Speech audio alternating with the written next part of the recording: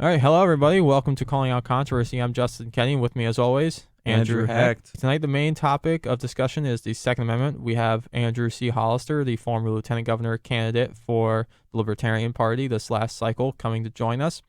But before we get to that, why don't we just start off with a few current events? Yeah, man, current events. Things are fun. So, Very fun. In this week's news, Justice Clarence Thomas was asked again if he was looking to retire this month. He flat out said he has no idea where these rumors come from, and according to MSN, he has already denounced retirement earlier in April at an event at Washington University. At Pepperdine University For the Law last, School. I mean, for the last 10 years or so, yeah, I mean, you finally got it right. But anyway, for the last 10 or so years, it kind of seems like every justice is asked every turn, when are they retiring? Yeah. Because everybody's interested in who's going to be the next seat and who's going to get that next seat. Trump's already announced who's going to fill Ruth Bader Ginsburg's seat with, to the best of my knowledge. He's already revealed it? There's been talks, to the best of my knowledge, that he wants to replace her with Amy Coney Barrett. Okay, so again, to clarify, because I misspoke, in April, Clarence Thomas attended an event at Pepperdine University Law School and flat out stated he was not retiring this June. He was in a Washington, D.C. conference held by philanthropist David Rubenstein, and that is where he said he had no idea where the rumors came from. I apologize for the confusion. Now, you're saying Ginsburg might retire, which she said over her dead body. No, although, I'm not saying she possibly will retire. I'm saying if she was to retire or due to circumstances pass away or something, Trump already says who he wants to replace her with, according to some places. I mean, she's 86. Yeah, I mean, Clarence Thomas is 70, which is young for Supreme Court justices. I don't think so. I think Brett Kavanaugh's rounding 50 is young for, he's a little over 50. He's something like that. 51, 52, at most 53. Yeah, that's young for Supreme Court justices. Sotomayor's in her 60s. That's still younger. Okay, rephrase it. He's a middle-aged man. He's old. I'm saying in terms of Supreme Court justices, he's a middle-aged man. No, according to age period, he's 70 years old. Ginsburg's 86 years old. Breyer is 83, I think. Yeah, there's already talks of then the next term or whatever for president, whoever gets it, whether it be Trump get reelected or whoever the Democrats put up or whoever, there's possibly going to be 2 openings on the Supreme Court. Well, and here's the problem, is that we have lifetime appointments for Supreme Court justices, but the key issue is how long is a lifetime? Because back when that rule was made, lifetime did not mean this many years. You know? Well, George Washington was supposed to be in retirement years because he was in his 40s when he was general in the American Revolution. Right, and while they do serve an amazing purpose, obviously, there's huge fans of Ginsburg and Thomas. I'm a huge fan of Thomas. I'm a huge fan of Thomas as well. Breyer broke tradition and read out loud a 76-page dissent one time, so he's cornerstoned in history as a pivotal Supreme Court justice. There's a lot of really good characters that are still up there right now, but 86, 70, 83, that's a little old. We need younger, fresher blood because that's the people who are carrying us into the next 60 years, apparently, if you're going to stay there till you're 80. It needs to be refreshed. We need a rejuvenation to uphold modern values, which is very controversial because obviously some people think that modern values aren't the right values. Well, that's fair. Also, how would you say that that kind of depends, your interpretation of the Constitution then a little bit? On some things, yes. On other things, it's a matter of overturning certain precedent that just was wrong. Kind of like when Brown versus Board of Education came into play, right? Yeah. Obviously, that Supreme Court at the time thought Plessy versus Ferguson was extremely outdated. It was an extremely sensitive topic at the time. Yeah. And people were really weighing whether or not they should overturn the precedent given the current climate in the 60s. True. But that Supreme Court had to make the decision. Going forward 50, 60 years, what should happen? Look at the times that we're in. Look at the Constitution and its application to modern life. And again, there should be a traditional values upheld as well. That depends on who you ask, anyway. Give me an example.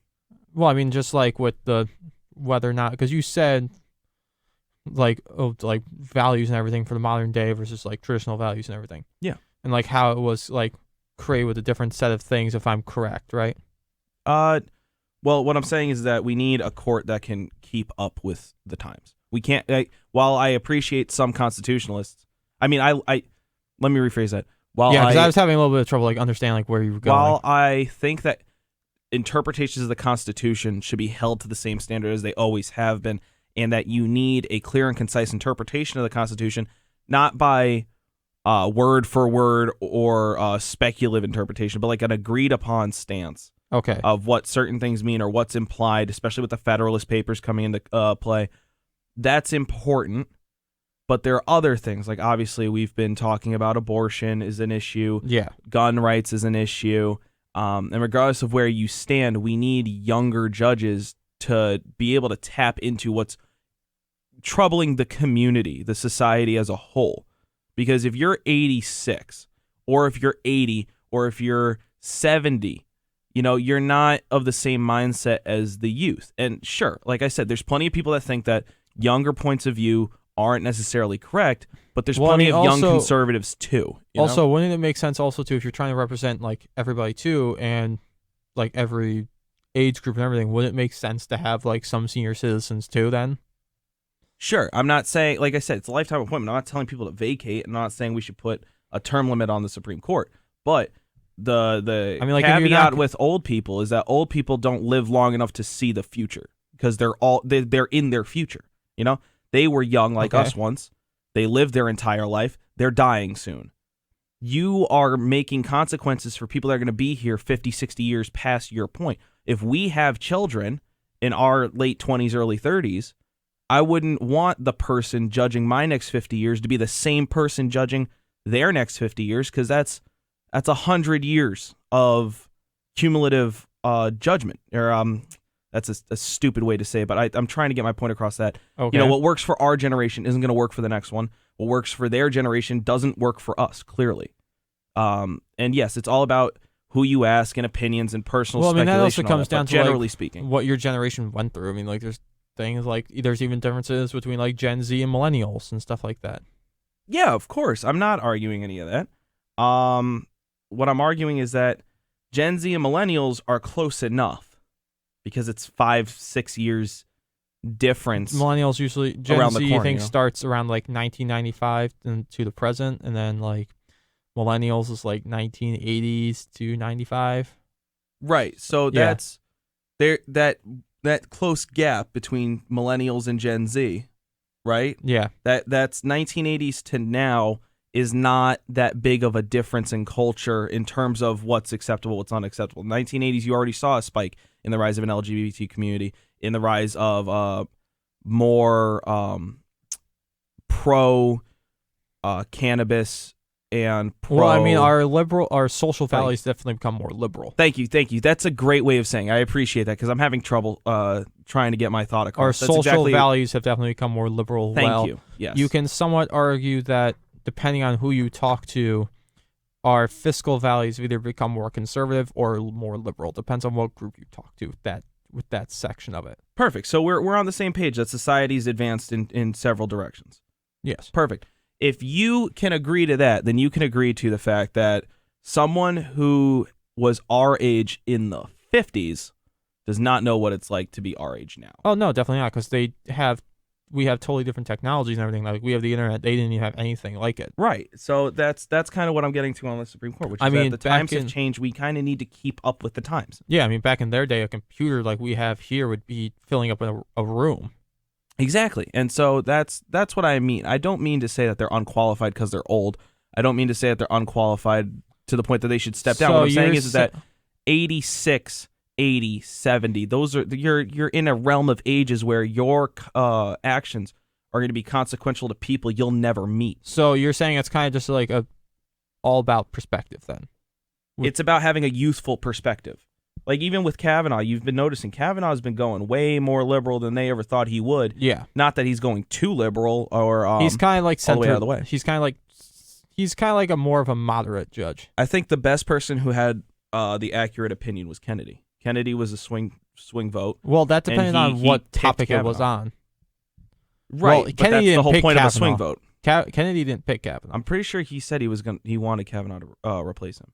I haven't seen anything about that. I heard that Trump originally wanted to pick Amy Coney Barrett, but then McConnell told him that he thought he was going to have trouble getting her through. So then Trump picked Kavanaugh, who seemed like a safer choice because he was more kind of like moderate. Because like Kavanaugh next to Gorsuch looks liberal. Right. So that's the story I heard. So what we should do is, because we have a difference of information, we should look it up and get back to you guys next week. Something to tune into, because I was always told that he wanted him to replace him because they knew each other. Well, yeah, I mean, they've known each other for years. I think Kavanaugh might have even clerked under Kennedy. I think that's how they know each other, isn't it? And I mean, both Kavanaugh and Gorsuch were Supreme Court justice clerks. Okay. Yeah, they both were clerks. So, yeah, a lot of Supreme Court justices get their start as clerks. No, agreed. Ted Cruz was a Supreme Court justice clerk, I think. All right. So, was he really? I think so. That's wild. All right. We got to move on to another current event, though, because we've just checking, but I think 12 minutes on this. It's worth checking, though. We've done 12 minutes on this. So, here we go. All right. The next current event was Paul Manafort, right? You found that. Yeah. So here's the New York Times at its best, right? We had last week Mark Mahoney say that he preferred New York Times and the Washington Post for two of his three favorite newspapers, and he said their investigative reporting is great. So we trusted them this week, and honestly, you know what? It's an accurate article. However, the title is kind of where it's extremely misleading. Well, that's where you get in the difference between like editors versus actual journalists. Right. So I'll say this article is pretty qualified for being accurate. It seems legit. It's just the title bothers me, and I'll tell you why. It's clickbaity. And it's if you're on YouTube right now, it's below. But it says it's clickbaiting. Exactly. Thank you. All right, you jumped to the point. So Paul Manafort to be sent to Rikers, where he will be held in isolation. Does that sound choice? Does that sound good to you? Because it certainly doesn't sound good to me. I mean, he's a criminal. Don't get me wrong. I really don't care what happens to him. But it's so like, oh, we're giving this guy the harshest sentence possible. Oh, we're giving this guy like time in Rikers Island in solitary. That's not what's happening. Well, I mean, he's been involved in like shitty business for years. It's just interesting about how he's able to hide it all in public. Sure, but like what you said before we started talking on air is that you said, yo, it's crazy how he's getting a harsher sentence than Al Capone. It's not even close. So what happens is he's convicted to 7.5 years in a federal prison in Pennsylvania. Manhattan attorneys decided they were going to get him on 16 new state felony charges. Yeah. So the reason he's going to Rikers is to be held there during his trial in Manhattan. He's not being held in isolation in a negative sense. He's being held in the old prison hospital. Yes, the prison hospital, which is where all high-profile or most high-profile prisoners get held during trial periods. Maybe Lil Wayne was also there. I have no idea, but like this is this is a common thing that happens to a lot of people. It again, like you said, editors versus journalists. While the journalistic integrity of this is accurate and they did their research and all that, the title is just like clickbait. Yeah, it's clickbait. It's so unnecessary to phrase it. Grab your heartstrings and make, oh my God, this is what's happening when you read right, it. And which is hilarious because the New York Times hates Paul Manafort. Well, it's generally regarded as a liberal newspaper, and Manafort's a conservative consultant. Right. But enough about Paul Manafort, and we'll get to Supreme Court justices another time. Right now, we got to start talking about gun control, gun legislation. You know, obviously the big problem here, you mentioned that this past week Virginia had some gun legislation going through, right? They opened up a session for it after the Virginia Beach shooting.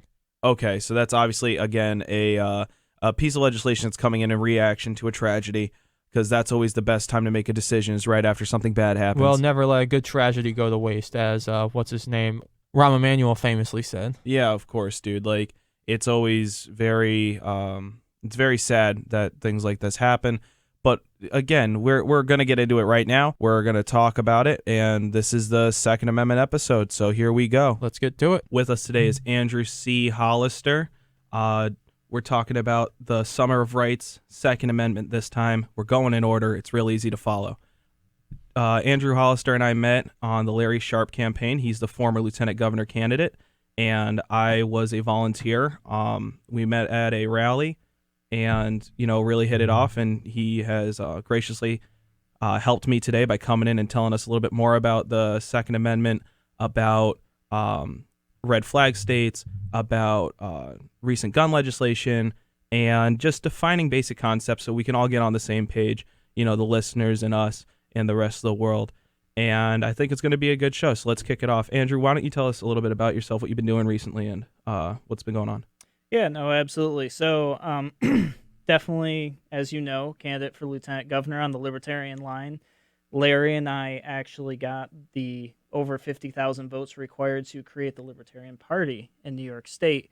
So by doing that, we've essentially created a voice for the people of New York that hasn't existed before.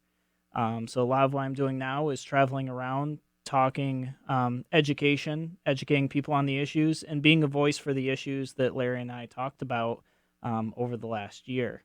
I'm a small business owner. I'm from Western New York, so I'm obviously very active out there. And one of the things that we celebrated recently was the overturning of one of the SAFE Act cases. It was the Ben Wassell case. It was actually the first ever SAFE Act case in New York State. And to be honest, the overturning of the case wasn't for Second Amendment purposes, but it was still a victory for Ben and his family because he's going to have this felony taken off of his record. He's going to have his life back, be able to provide for his family and children. So some people in the Second Amendment community are like, yeah, but the court didn't strike it down over the Second Amendment.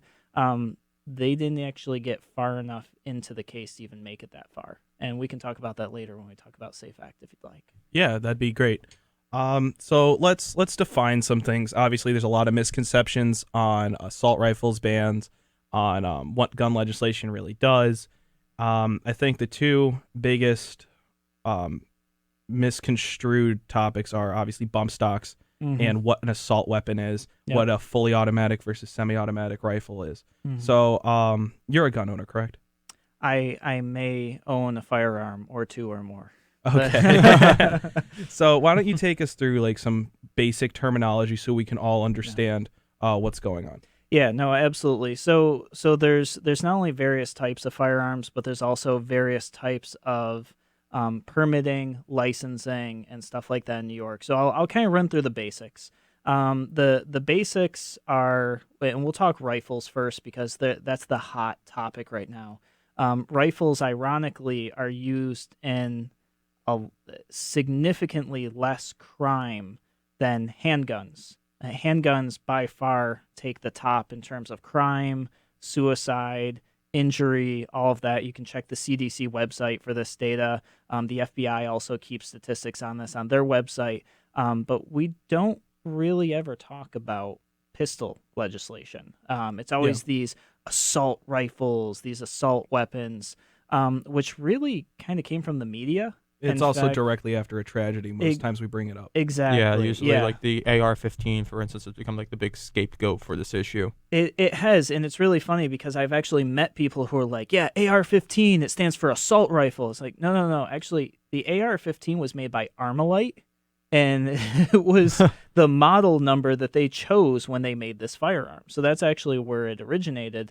The Colt M4, I believe, was the first actual AR-15 style rifle, but Armalite basically made a civilian version, which for those who are probably wondering, how AR-15, what's civilian about that? There's a pretty big difference. The difference is a military rifle has full automatic, which means you hold that trigger down and it will fire every single bullet in that gun. Yeah. Whereas the civilian version, something that you or I could get access to, maybe if we lived in another state, is what's called semi-automatic, which means you have a magazine in the firearm that holds bullets. You pull that trigger and you hold it, you only get one shot. Yeah. And then if you want to shoot again, you have to release that trigger and pull it again. So that's what semi-automatic is, and that's one of the first misconceptions that you see in the media. You see it behind legislation. And you'll hear this term assault weapon. Assault weapon didn't exist as a term not so long ago. A term that did exist was assault rifle. And that was actually a military term used to identify a rifle that was fully automatic. So assault rifles aren't available to civilians like you or I, definitely not in New York State. And fully automatic weapons were actually banned, I think it was in 1952, if I recall. And that made it illegal for civilians to own fully automatic machine guns. Now, there are some exceptions. You can get like a special tax stamp, so pay the government more money for access to your rights. But by and large, I believe, and you as listeners, you'll want to check to see these statistics, but as I understand it, there has never been an instance in U.S. history where an actual true machine gun has been used in a mass shooting. So we went ahead and we banned something that there was no use case for getting rid of. Now, am I suggesting that everybody needs a machine gun? No, but I think your Second Amendment right probably protects it. And I think most people wouldn't own one anyways. But the Second Amendment is, in my opinion, pretty clear on what the Founding Fathers intended. And if people are unsure about what the Founding Fathers actually meant, you can actually look at the Federalist Papers. Yeah, I own a copy. Yeah, you've got a copy. Yeah, absolutely. So you can read through that. So for those who might not know, the Federalist Papers are actually 85 essays written by some of the Founding Fathers who helped write the Constitution in support of the Constitution. And they actually pretty much outlined their intent when they put the Constitution together and when they were supporting it. If I'm correct, it's Alexander Hamilton, James Madison, and John Jay, right? Are the three I believe that's correct. And they went under pseudonyms. I forget exactly what they were. They didn't initially. It was kind of dangerous times we're talking about. Yeah. There's also the Anti-Federalist Papers, which were people who were opposed to the U.S. Constitution. And they wrote, I think it was 3 or 4 authors as well, that also went under basically fake names because it was dangerous times. We were talking about fighting for our freedom and the birth of a new nation, and escaping a tyrannical government. So, but yeah, so if you read through those documents, you'll see it's pretty clear that what they intended for the Second Amendment to be was protection of the right to bear arms. Do you think that the Founding Fathers envisioned the advancements in warfare that we have today, or something similar to where they, in today's world, in your opinion, could be just as in favor of the right to bear arms? Because there's a lot of people that say, of course, the Constitution was written when muskets. A tank and like, what about rocket launchers? Yeah. So I hear this conversation all the time, and I would say the Founding Fathers were extremely forward-thinking. And the reason I say this is they didn't write the First Amendment as you have freedom of speech on the printing press. You have freedom of association in a, workers' camp or whatever. They didn't give specifics because I think they understood that as time went on, that technology would advance. So I think that in the Second Amendment, there was no mistake there of being as broad and general as they were. And I would say to anybody who says, hey, the Founding Fathers, they had muskets and they couldn't imagine the weapons we have today. You know what? The musket was the assault rifle of that time period. Yeah.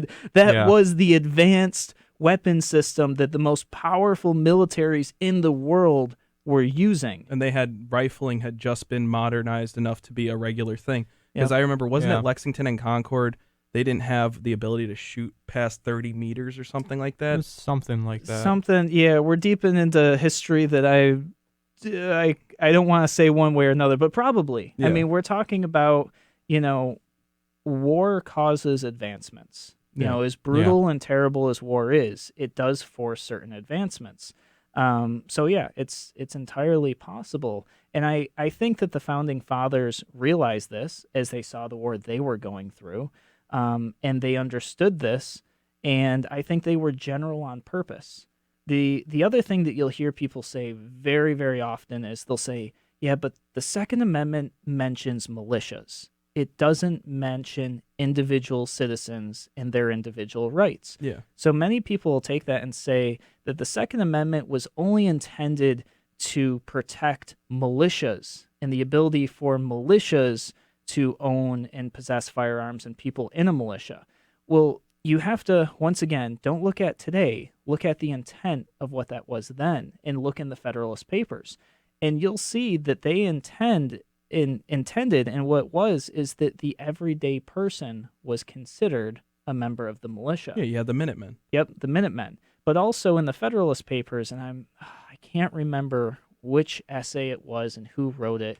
I think it was maybe James Madison, who he specifically was explaining that the purpose of the Second Amendment is so that the federal government could never become stronger or more dangerous than the individual person. And that was the purpose of the Second Amendment. Which makes more sense, because if you're thinking about our country's founding, we were trying to escape a tyrannical government, like you said earlier. It would not make sense for us then to diminish the fighting power that the average citizen would have against a future possible tyrannical government. I think the Founding Fathers did see the ability for our own government to become corrupted over time. Obviously, that's something that you would get from Hobbes or Locke as a philosophical point about governments, which they heavily influenced the Founding Fathers' decision-making processes at the time. It's a very interesting concept, because then when you look at something like the machine gun ban or the Modern SAFE Act or the bump stock ban, you're limiting more and more the amount of potential a fighting force would have to oppose a possible tyrannical U.S. government. Not that there's going to be one soon, but, obviously just that's the fear. No, absolutely. And I think that if you were to look at where they were at that point and their intent in creating this founding document, I think you would see that their thought was that if the federal government had rocket launchers, that the average citizen could have rocket launchers. If the federal government had tanks, then the average citizen could have tanks. Yeah. Now, am I suggesting that people are comfortable with that? No, I'm not suggesting that people are comfortable with that. But what I'm suggesting is that was their intent. They at no point in time wanted a federal government so large that the people couldn't stand up and say, no, government, you're doing wrong, you're doing bad, we want to take our government back. So bringing it more towards the modern era, let's look at some of the things that have limited gun ownership in the United States recently. Not to say that it's right or wrong, but this is fact-based. Can we talk about the red flag states for a minute on a federal level, and then we'll bring it more home towards New York? Yeah. So red flag states, can you take us through what that term means and what the policies have been so far? Yeah, no, absolutely. So the red flag laws are essentially a nanny state type thing, but it takes it a step further where you can report on somebody else and without any type of due process, which I think is a huge constitutional issue here. Yeah. A judge can sign off on you having your firearms taken from you. Now, of course, the way this has been marketed in a way that's like, oh, well, if there's a red flag, we need to just get in there, take the guns, and figure it out later type thing, which to some people sounds like something's being done about whether it's a school shooting or a mass shooting or whatever happens to run in the news. People, I guess, think that that's a good idea, but there's a lot of issues with that, and somebody's already died. So the police have shown up to take somebody's firearms, and he got shot and killed. I believe it was in Maryland. So red flag laws have only been in existence for 4 months, maybe now. Maybe it's been a little bit longer than that. There have been about 8 states that have passed them since Parkland. So, I mean, like, it's kind of like after Parkland happened, there was this huge rush to it. It's kind of just a little over a year now, right? Somewhere like that, yeah. So, I mean, like, once that happened, there was basically this big rush to have these red flag states. So, I mean, do you think that basically came from, like, the reaction to Parkland, or do you think that was already stirring before that? No. I think that the overwhelming majority of any type of legislation that gets passed to restrict our rights happens after some sort of catastrophic event. And unfortunately, we as Americans, we do this to ourselves because we beg for it. We say, oh my goodness, I'm so terrified. Please do something at the expense of my rights. Please do something so I feel safe. And typically speaking, people beg to have their rights taken away. And I definitely believe that that's what's happened here in this case is people said, oh no, I'm really scared. I'm scared for my children. Government, please do something. And government typically doesn't grant you your rights back after they take them. They find a way to license them. They find a way to restrict them. And that's what they did here. And they don't call it red flag laws. What they call it is the Extreme Risk Protection Act. That's what they call it here in New York State. And that sounds like, oh, that's something you might want. Like, yeah, I want to be protected against extreme risk. Like that sounds good. I don't want to be under extreme risk. Yeah, word choice is a big thing, especially. Well, that you can even see that harkening back to about 70, 80 years ago when you have the pre-World War II era, almost 100 years ago now. Yeah.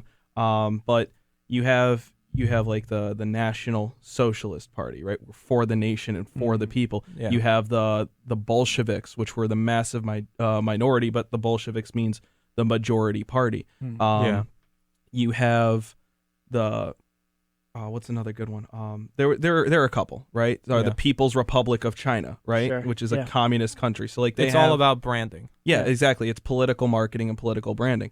And that's kind of what you do as a politician is if you want to get something by, you got to allow people to buy into it on name alone. Because if you called it gun taking away bill, you would anger more people than you would entice, you know? Well, I mean, also with this, I mean, you also have the old Rahm Emanuel saying when he was Obama's chief of staff of not to let a good crisis go to waste. Sure. Where people are still like on this emotional high of like, we got to do something. And then then they'll be more open to it. Which I think is why we don't talk about handgun deaths nearly as much as we talk about AR-15s.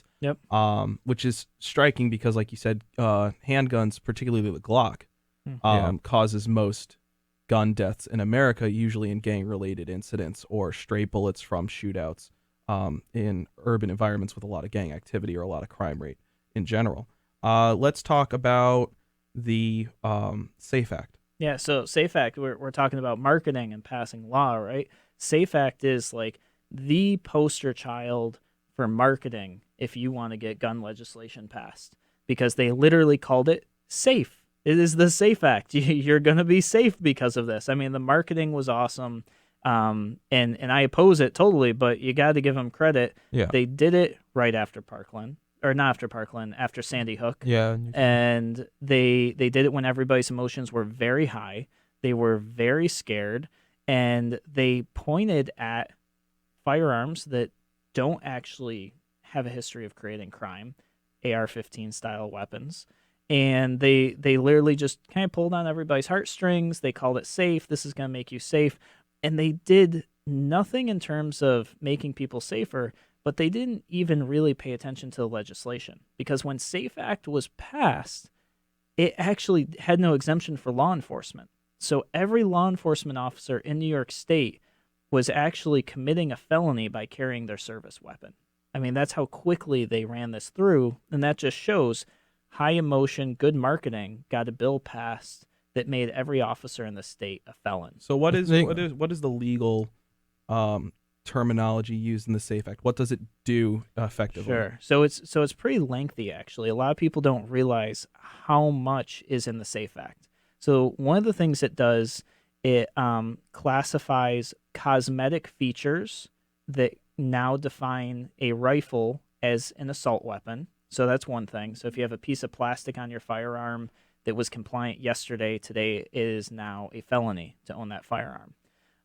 It reduced how many bullets you can have in a magazine from 10 to 7.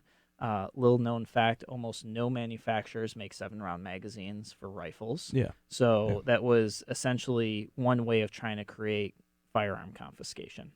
Another thing it did, it created a database for mental health issues. This is something that doesn't get talked about a lot, But now any hospital that you go into in New York State, if you go to an ER or you go to any medical provider and you present anything that that person, to their own discretion, thinks that you may be a risk to yourself or somebody else, you get reported to what many are calling a secret database. You are not notified that you're reported. You're entered in the NICS system, which goes into the universal background checks nationwide, and you have no recourse. You once again have no appeal. You have no chance to defend yourself. You just go into the system, and you don't find out until state troopers come knocking on your door to collect your firearms, or until you go to purchase a firearm and your FBI background check comes back and you've been denied and you have no idea why. So, for example, what would happen if a decorated war veteran, recent or past, was diagnosed with a massive concussion or something like that from battle, and even though he knows properly how to facilitate the use of a weapon, how to build a weapon, how to clean it, how to properly holster it, how to take care of it immaculately, keeps it locked, keeps it far away from potential children or family members that he doesn't want touching it, and has only ever been 100% pristine with his firearm and its use or its shelving. And he goes to the doctor and he says he received a concussion, let's say a car accident, or even from serving in the military. Is he now going to be at risk for not being able to purchase another firearm, or could even get his firearm taken away? There's a possibility. So for that case, I don't have a specific example, but I can give you some that have happened in New York. There's actually a lawsuit open. I believe it's in Albany by at least one person, and from some healthcare professionals that have given me firsthand account. So where I live in Rochester, New York, there was one of the smaller hospitals. The medical staff told me that they have been instructed that anybody who walks through the ER to fill out the paperwork and submit it, kind of as a CYA type thing, that anybody that walks through the hospital, they get submitted. That way, if something happens, the hospital says, oh, well, we're not liable. We submitted that they're a risk. Yeah. That means if you go to the ER for a broken thumb, you might not be able to purchase a firearm anymore. Yeah. Now, this was an isolated incident, small hospital, but still, thousands of people reported, had no idea that they were reported, no appeals process right now. So you have lost your right to own a firearm, period, not just in New York State. If you go to Pennsylvania or another state, you try to purchase a firearm, you'll come back in the NICS system. You will not be able to purchase a firearm. That's wow. It's a big issue. So there was one, I believe it's in Albany area. A woman went in who had her paperwork mixed up with another patient's. They submitted her name instead of somebody else's. State troopers came to her home to confiscate her firearms. I don't know how the ruling went or if it finished, but once again, no appeals process. She wasn't notified till state troopers knocked on her door, and she lost her right to own a firearm just by being in the hospital at the same time as somebody else, and a clerical error was made. So this is a pretty severe issue brought up by the SAFE Act that really nobody's talking about. And the issue is not just those people, but now you have veterans who actually need help. They fought either overseas or enlisted with the idea that they would protect the rights guaranteed by our Constitution. Now they won't get help because they're afraid they're going to lose their rights. This is so bad that the VA in New York said, we're a federal agency and we will not abide by your law. And the reason is because soldiers were saying, I will not seek treatment anymore because of the SAFE Act. Yeah. So this is a big issue. And that's just one sliver of the SAFE Act. Is there an actual list of like what might actually cause somebody to be reported to NIC? Like not like a notification, but like a list of like medical like factors. No, that's part of the problem. There is no like set in stone. There's no guide. There's no reference. You can't go, oh, you were diagnosed with PTSD. You should be submitted. We've had examples of where somebody was in a car accident. They went to the ER. And the person said, on a scale of 1 to 10, can you rate your pain? And the person said, it hurts so bad I think I could die. Guess what? Their name got submitted. They lost their firearms. And it's like, that's totally taken out of context. That's That doesn't even say you believed that somebody who, say you thought that this was good. Yeah. You probably thought it was good because you thought it was keeping people on psychotropic drugs, seeking medical treatment, away from purchasing firearms. That's probably what you thought if you thought this was good. That's not in the spirit of what you thought was good. That's literally somebody who's going through pain, obviously not in a good mental state because they just got hit by a car. Now they can never purchase a firearm ever again. It's That's also just fascinating. Yeah, it's also worth noting that you said it occurred right after Sandy Hook, and Adam Lanza. I'm from Connecticut, so Okay. Yep. I lived about an hour and change away from Newtown. I didn't know anybody, thank God, that suffered during that tragedy, and my heart constantly goes out to those people. But it's very interesting to know that Adam Lanza wasn't a registered gun owner; his mother was. Yeah. And so that doesn't even counter the tragedy that you follow. Yeah. It's not helping any of the things that could have prevented that. Didn't it come issue. out too that most perpetrators of those mass shootings are also illegal gun owners, like they got it illegally? Not 100% sure, but I do think that that's true. I don't have a statistic on it offhand, but we can look it up. We can definitely look it up for the listeners. Yeah. And yeah, that's important to know. It's very interesting. But sorry, go ahead. No, yeah. So there's a piece of the SAFE Act that was really used to sell it. When we go back to marketing, I talk about the SAFE Act being many pieces. A lot of people just know about the cosmetic piece or the fact that you have to register firearms under the SAFE Act now.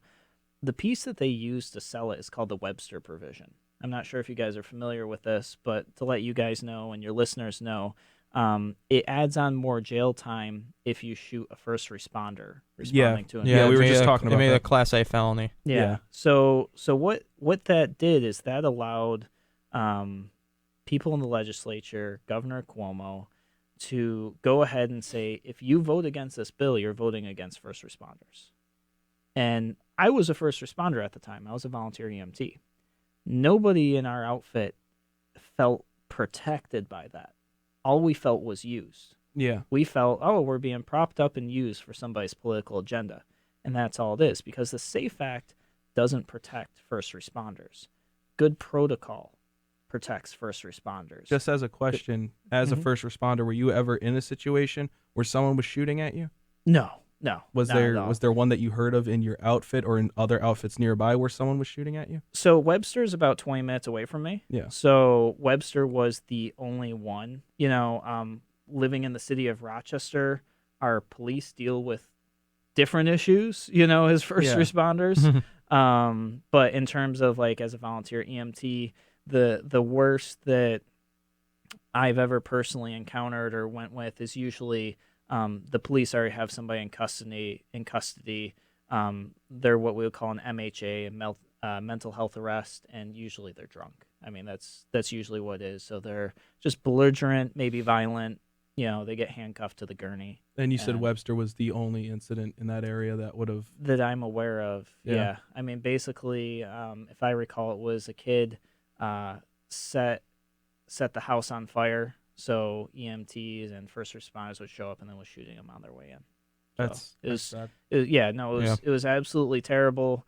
Totally taken advantage by the politicians in our state to pass legislation that has no effect on our safety. Yeah, they made a bunch of things felonies through that law too. They did, yeah. So and just to put this out there for listeners, in New York State now, if you have a firearm, if you have a rifle with, say, an additional piece of plastic on it, so it could be a front grip, could be that your stock is adjustable, which most women need, by the way, which is so they don't blow out their shoulder? Well, yeah, I mean, if you look at my wife, when she shoots rifle, if she shot a rifle built for my size, my arms are much longer, my shoulders are broader, you need a smaller rifle for that. Well, an adjustable stock allows a female with a smaller frame, could be a guy with a smaller frame too, but women typically have smaller frames, to adjust that down to their size so they can shoot safely and have safe control. Well, now if you have that on your firearm in New York State, the charge for that is higher than molesting a child. Wow. So in New York State, we've literally said it's okay to molest children. It's just not okay to have plastic on a gun. I mean, that's literally what we've done with this law. That's a very interesting that's just bonkers comparison to think of. Yeah, no, it's when you think of those things and you look at priority and where state legislature is put as a priority, they've literally said, yeah, plastic's not okay, but molesting children is. And I have a problem with that. It's not that it is okay, it's that it's not more as much of okay. a priority. Yeah. It's you can be fined and like not even do jail time versus you have a mandatory minimum of 5 years for plastic on your rifle. Now, since we're on cosmetics, what defines a bump stock for the listeners out there? What's the legal definition of a bump stock, and why was it important for legislation to pass to eliminate bump stocks? Sure. So I don't know the legal definition, but I'll explain how bump stocks work. Basically, it's a stock that allows some play in the firearm. So when you pull the trigger and the firearm recoils back and slides forward again, your finger just pulls the trigger again. So bump stocks are kind of interesting because you can bump a stock without a bump stock. People have been doing it for years and years and years. You just basically allow your shoulder to move a little bit, and it's the same thing. So somebody decided, hey, if you're not skilled with your shoulder, you could have a bump stock, which just has a little spring in it that basically mimics you moving your shoulder. Yeah, it uses recoil absorption to then push the gun back. Pushes, So that in a nutshell is what a bump stock is. The reason people are afraid of it is because it allows people to shoot faster, and therefore people are scared of it. You know, it kind of goes to Hollywood movies. This stuff looks scary, so it must be. Before bump stocks were banned, I knew people who owned them. You couldn't hit anything with a bump stock. They're the most inaccurate thing I've ever seen. Sure, the gun shoots kind of quick. You know, maybe the guy shooting the gun gets a little adrenaline rush, and you look at the target and you go, "Oh, 10 bullets, you hit it once." You know, it's not effective. It makes it hard to keep it in place. Yeah, very sporadic. Yeah, it's very sporadic. It has. I wouldn't even say it has a. I want to say it doesn't have a danger element to it because any firearm can be dangerous. Of course. But if you were actually trying to like shoot somebody with a bump stock, man, you would have to be like practicing every single day, spending thousands and thousands of dollars on ammunition. It's just not an effective criminal weapon. It isn't. So why do I say all that? I say it because I personally think bump stocks are silly. I personally wouldn't use one or own one, but I think banning them still steps outside the scope of the Constitution, and I think that it shouldn't have been done. I understand that it's kind of scary to people, but with a little bit of education, I think people would see and understand that it's no different than a regular rifle if you have some training associated with it. It's also, like you said, it's dangerous because what it does is it sets a precedent for cosmetic bans. Exactly. Right? So it might itself be a silly attachment or cosmetic enhancement, which from what it sounds like isn't enhancing anything. No, I think it actually makes it worse personally. Right. But the thing is, it's like a dirt bike, right? You get a dirt bike. Some people enjoy dirt bikes. They like riding off road and stuff like that. Does it have anything like truly like? Do people usually use a dirt bike to carry their groceries at home? No, it wouldn't make sense. There's not enough space or storage or anything like that. But some people find it exhilarating. They get an adrenaline rush out of it. So I'm not knocking it because I don't like it. I don't see function. Somebody enjoys that. Now they enjoy jail time, I guess, if they enjoy it. Right. But yeah, who doesn't? That's just kind of the case. I don't see a lot of use for it, but that doesn't mean that we should just ban it. Yeah. So one last thing before we wrap up for the night. Why don't we talk about universal background checks and Nick and how it's working throughout the country? Because it's important for legal gun owners to know and for other potential gun owner like advocates or like seekers, people who might want to own a gun one day or thinking about it or kind of afraid about the universal background check system, or people who just don't know in general. Like for the average person, can we go over it a little bit? Yeah, absolutely. So there has been a lot of talk about universal background checks and how we need them and they're so important. And the thing is, we've had these background checks since the 90s, I believe, is when we've had them. So it's called the NICS system. And I don't actually know what NICS stands for because we all just call it the NICS system. But essentially, what it is when you go to purchase a firearm, you go to a dealer or whomever, maybe you go to a gun show and you decide, yeah, this is the firearm I want. Well, what has to happen is through that dealer, they take information about you. They take your name, your address, they take photo ID. You fill out a form that asks you all these various questions about your background, if you've had any criminal history, all of that, you fill it out. And then they actually go and they either submit the information online or they call the FBI. Both go to the FBI. It goes through an FBI criminal background check in that NICS system. This is the same system, by the way, that when we're talking about the healthcare reporting, that goes into that same system. So you go through that whole entire check and you get basically 3 responses back. One response is, yes, good, you're clear to go. So that means you haven't had anything that disqualifies you from purchasing a firearm. You don't have any, like, I think orders of protection show up on there, like that sort of thing. It goes through all that stuff. So if you're good to go, you're good to go, and that person then can sell you that firearm. The next thing it could come back is a 3-day wait, which means the FBI, something popped up for them about you that is of concern, some sort of concern. So what they do then is they ask the dealer to wait. Firearm does not get transferred that day, and the FBI does further investigation before making a yes or no decision. Currently, it's up to 3 days. Now, there has been some criticism about this, and the criticism is that after 3 days, if the FBI hasn't had the time to review your case, it's automatically released anyways. And people say, well, that means that a criminal could theoretically still get a firearm. I don't know how likely that is or isn't. I don't have any statistics on that. But I haven't ever seen a news article that said this guy who did this heinous crime purchased a firearm legally and passed his background check, even though he wasn't supposed to. Not saying it hasn't happened, just saying I haven't seen it in the media.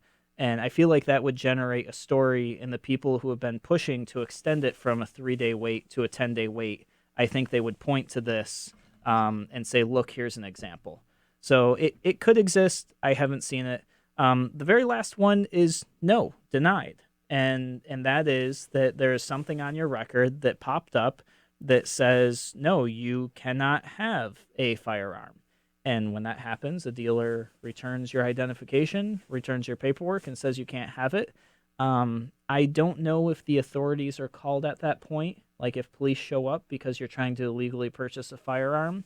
I know in the case of a local judge in my area who tried to illegally purchase a firearm, the police did show up, and it was an issue. This was with a judge? Yes. That's actually...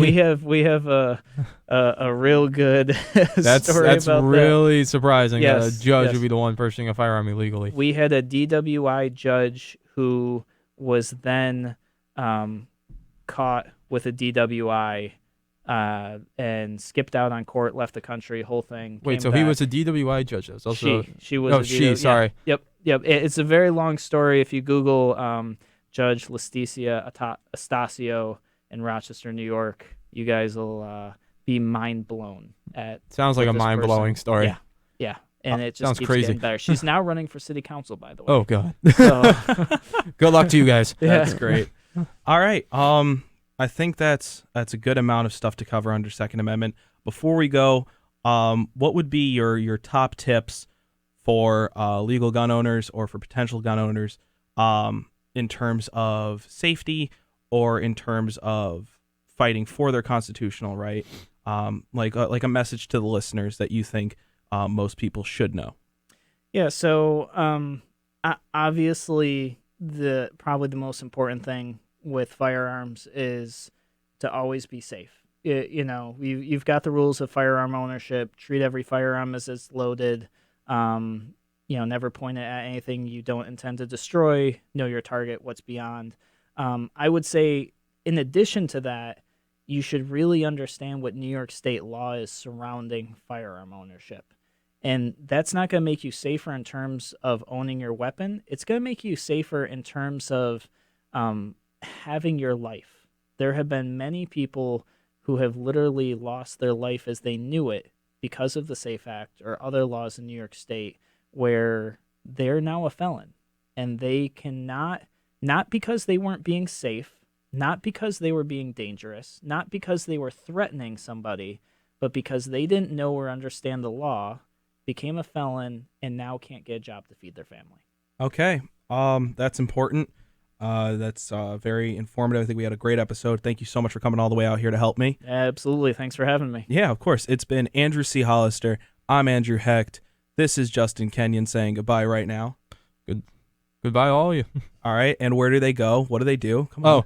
Go to our YouTube page at Calling Out Controversy, our Instagram page, and we don't have a Facebook page. No. Okay, so check us out on Instagram, check us out on YouTube, and feel free to check out everybody else here on